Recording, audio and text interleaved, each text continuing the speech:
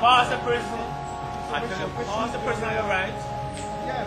Continue. You turn before Louise. Oh, yeah. That's the one I thought. Yeah. I don't think so. Yeah. I tell you, right. Yeah.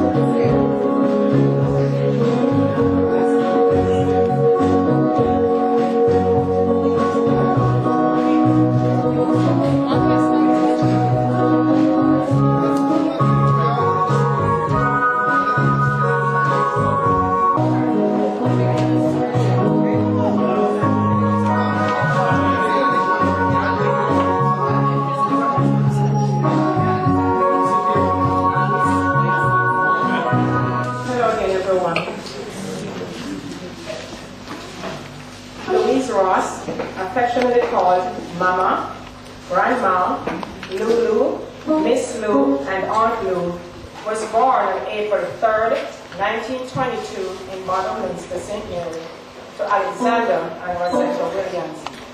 She was the last of 3 children, with sisters Elizabeth and Agatha, who were known as Miss Tin and Aunt Gat respectively, and they all predeceased her. She attended Rock River Primary School. After leaving school, Louise learned dressmaking, and this was her means of support. One day, Louise's parents sent her to the shop to get groceries, and there she met this really handsome pointed-nosed guy named Edgar Ross, who was working with his brother Charlie Ross as a shopkeeper in Bottom Linston, and the rest is history. Edgar and Louise later got married, and the union produced 3 children named Berlin, Robert, known to everyone as Barwell, and Mavis, known as Lynn. Although Louise bore only 3 children, she raised many others, including her stepdaughter, Beatrice Williams, her grandchildren, Eileen, known to everyone as Yoni, Karen, and Michael, her grandniece, Marcia, who everyone called Shirley, and great-grandnephew, Troy. Louise and her husband later became entrepreneurs, leasing shops in Scottsdale and Rock River districts selling groceries. She was a very hard-working woman who would walk for miles to and from her shop daily, carrying her 2 grandchildren, Eileen, Yoni, and Karen. Louise was a devout Christian, and she was a member of the Rock River Presbyterian Church. She loved the Lord with all her heart. She had a heart of gold, was very caring, and would always give of herself. She would deny herself things so that others could have. She loved to pray.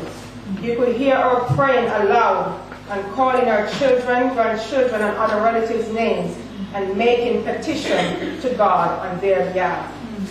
Louise was definitely a peacemaker who never believed in fighting battles, but rather giving those battles to the Lord. To some, that was a vice, but that was one of her greatest virtues.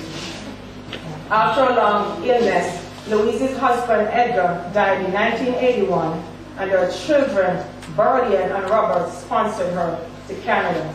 And in September of 1983, Louise moved to Canada to live with her son Berlin, his wife Herline, who was more than a daughter, and their children.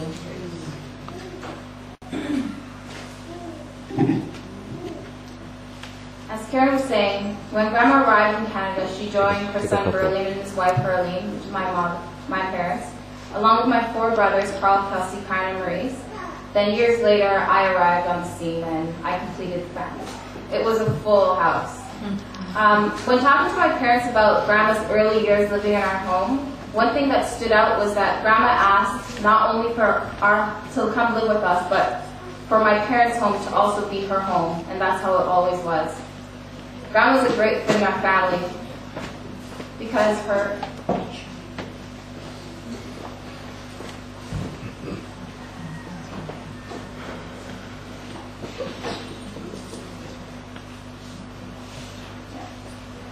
Grandma was a great fit in our family because her kind and caring personality.